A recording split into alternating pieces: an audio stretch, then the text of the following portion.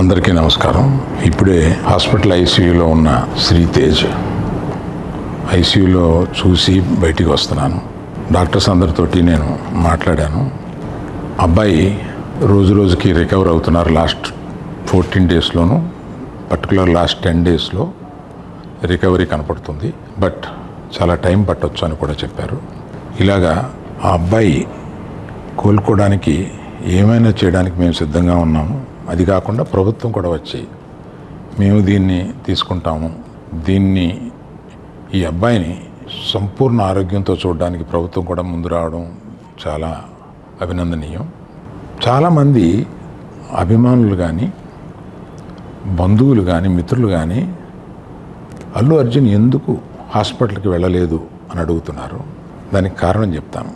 Stampede జరిగిన రోజు మరుసటి రోజు మార్నింగే అల్లు అర్జున్ వద్దామని అనుకుంటే హాస్పిటల్ అధికారులు నిన్నే కదా జరిగింది, ఇవాళ ఈ హాస్పిటల్కి వచ్చి ఇక్కడ ఇంకొక ఇన్సిడెంట్ని ఎందుకు అవాయిడ్ చేయమని చెప్పి అడిగారు. కరెక్టే కదా అనిపించింది. రాలేకపోయారు. ఆ రోజునే కేసు పడింది. ఆ కేసులో పడిన తర్వాత మన legal team headed by Niranjan గారు strongly advised Bunny should not go to the hospital at all or meet the parents, ఇట్లా అని చెప్పి గట్టిగా చెప్పారు.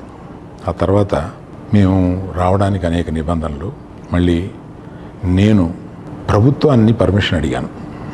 నేనన్నా కనీసం వెళ్ళి చూస్తే బాగుంటుంది అని. ఎందుకంటే ఓ రోజు బన్నీ బాధపడుతూ నేను చూడలేకపోయాను, నువ్వన్నా వెళ్ళి చూసిరా డాడీ అని అడిగాడు. నేను ప్రభుత్వాన్ని అడిగితే వారు పర్మిషన్ ఇచ్చారు.